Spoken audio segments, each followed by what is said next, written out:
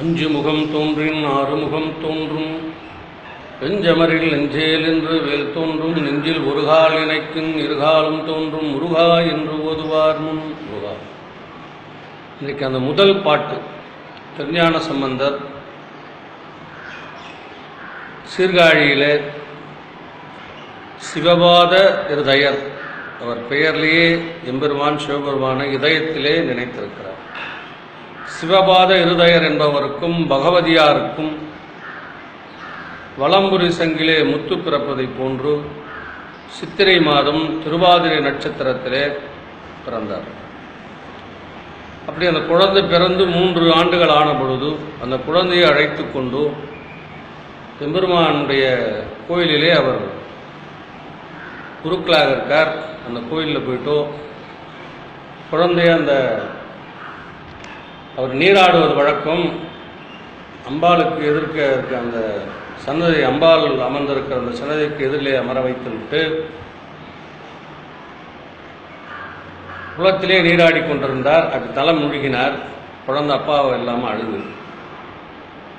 குழந்தை எழும் சத்தத்தை கேட்டு எம்பெருமான் உமாதேவியாரை அழைத்து, அம்மாவை அழைச்சி குழந்தைக்கு பால் கொடுத்துட்டு வாங்க. இந்த தங்க பாத்திரத்திலே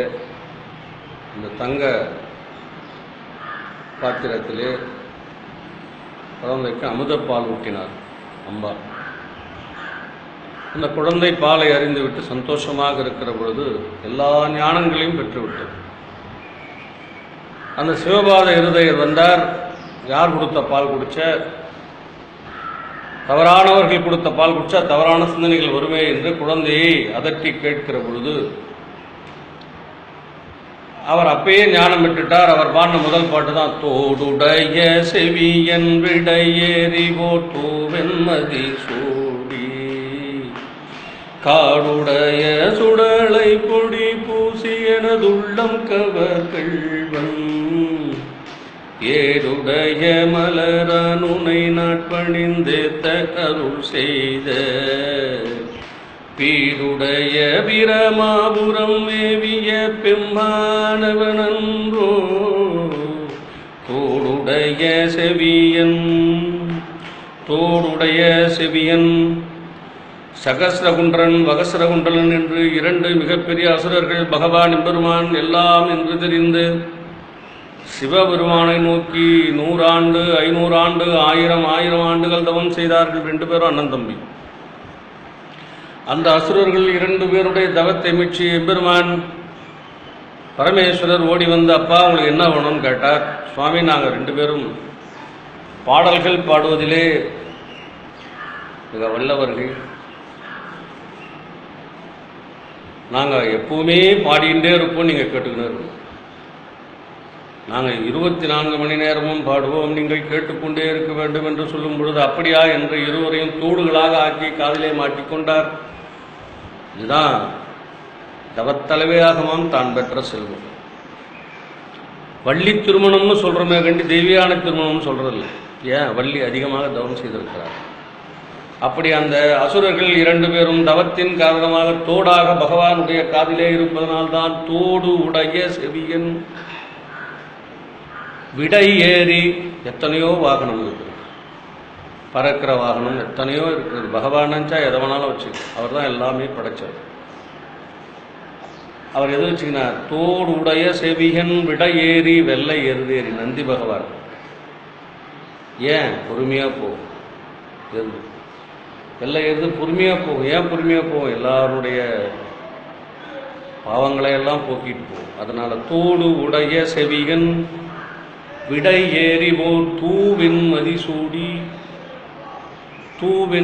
சூடி பிறையை சந்திரனை தலையிலே சூடியிருக்கிறார் எம்பெருமான். தட்சன் தன்னுடைய மகளாக இருக்கிற 27 பெண்களையும், மொத்தம் 50 பெண்கள்,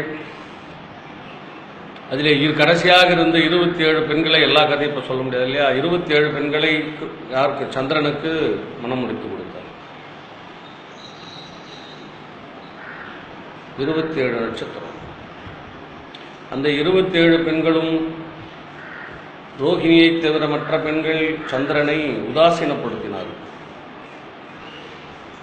அதனால் சந்திரன் ரோஹிணி இடத்தில் மட்டுமே சந்தோஷமாக இருந்தார். இந்த செய்தி அறிந்த அந்த 26 பெண்களும் தட்சிணத்திலே சென்று, அப்பா நீங்கள் தப்பு பண்ணிட்டீங்களா, எங்களுக்கு வேறு யாராவது திருக்கல்யாணம் பண்ணி கொடுத்தா நாங்கள் சந்தோஷமாக இருந்திருப்போமே, சந்திரன் ரோஹிணி இடத்திலே மட்டுமே சந்தோஷமாக இருக்கிறார் என்று 26 பெண்களும் அழுவதை கேட்டு கோபமடைந்த, எதாக இருந்தாலும் விசாரிக்கணும், அவர் என்ன ஏது என்று விசாரிக்கணும். கோபமடைந்து சந்திரனை அழைத்து 32 லட்சணத்தோடு அழகாக இருப்பதனால் சந்திரா நீ ஆணவத்தோடு இருக்கிறாய், ஆகவே உன்னுடைய ஆணவங்கள் உன்னுடைய அழகுகள் அனைத்தும் அழிந்து போகட்டும், நீ தேய்ந்து உன்னுடைய முகம் அகோரமாக ஆகட்டும் என்று சாபத்தை கொடுத்தார். தட்சன் சாபம் கொடுத்ததும் மிக மிக அழகாக இருப்பார். சந்திரன் முகம்லாம் அகோரமாக எடுத்து பிரம்மாவுடைய பாதத்திலே போய் விழுந்தார். சுவாமி காப்பாற்றுவார். அப்பா தட்ச விவகாரம் நான் தலையிட முடியாது, நீ மகாவிஷ்ணுன்றத்தில் போனார். மகாவிஷ்ணுடைய பாதத்திலே போய் விழுந்தார். மகாவிஷ்ணு அப்போ இதை நான் ஒன்றும் பண்ண முடியாது, நான் இதில் தலையிட முடியாது என்று சொல்லி, நீ எல்லாவற்றுக்கும் மூலாதாரமாக இருக்கிற எம்பெருமானிடத்திலே சொல் என்று சொன்னார். பரமேஸ்வரனிடத்திலே பாதத்திலே வந்து விழுந்தார். எல்லார்கிட்டையும் போயிட்டார். தேவர்களிடத்திலே ஓடினார். சுந்தரனன் சூரியனிடத்திலே போய் கேட்டார், இடத்திலே போய் கேட்டார், அக்னி இடத்திலே போய் கேட்டார், அப்புறம் பிரம்மா இடத்திலே வந்து கேட்டார், மகாவிஷ்ணு இடத்திலே கேட்டார், எல்லார்கிட்டையும் கேட்டார். ஒன்றுமே கிடையாது. கடைசியில் கைலாஷ் பகவானுடைய பாதத்தில் விழுந்தார். அப்பா கிட்ட வந்து கேட்டார். அப்பா விடுவாரா, பிள்ளையே தூக்கி தலையில் வச்சுட்டார். ஒரு பாதத்தில் இடத்த கேட்டார், இவர் தலையில் இடம் கொடுத்துட்டார். அதுதான் தூவெண் மதிசூடி காடு உடைய சுடலை பொடி பூசி, சுடுகாட்டிலே இருக்கிற சாம்பலை உடல் முழுவதும் பூசி கொண்டு இருக்கிற எனது உள்ளம் கவர் கள்வன், எனது உள்ளத்தை கவர்ந்தவன், ஏடுடைய மலரான் உனை நான் பணிந்தேத்த அருள் செய்த சிவபாதையர் கேட்டார். அப்பா இவ்வளோ ஞானத்தையும் இந்த சின்ன வயசுலேயே 3 வயசுலேயே எம்பெருமான் உனக்கு காட்சி கொடுத்தாரு,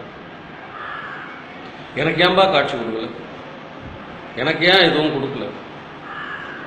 தோடுடைய செவியன் இடையேறி போர் தூவென் மதிசூடி காடுடைய சுடலை பொடி பூசியன் உள்ளம் கவர் கள்வன், ஏடுடைய மலரான் ஏற்கனவே இப்பத்தி தவம் இல்லப்பா, ஏற்கனவே பண்ண தவத்தளவே ஆகுமாம் தான் பெற்ற சொல்.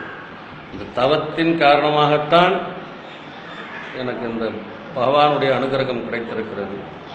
ஏடுடைய மலரான் உனை நான் பணிந்து ஏற்று அருள் செய்த பீருடைய பிரமாபுரம் ஏவிய பிம்மான் அவனன்றோ என்று அருமையான பாடலை பாடியிருக்கிறார். இதுதான் தோடுடைய செவியன் என்ற 3 வயது குழந்தையாக இருக்கிற போது ஞானசம்பந்த சுவாமிகள் பாடிய பாடல். வாழ்க வளர்ந்தது. ஆறிரு தடந்தோன் வாழ்க, அருமுகம் வாழ்க, வெப்பை கூறுசெய் தனிவேல் வாழ்க, குக்குடம் வாழ்க, செவ்வேல் ஏறிய மஞ்சள் வாழ்க, யானைதன் அணங்கு வாழ்க, மரிலா வள்ளி வாழ்க, வாழ்க சீரடியார் வெற்றிவேல் முருகனுக்கு அரோகரம்.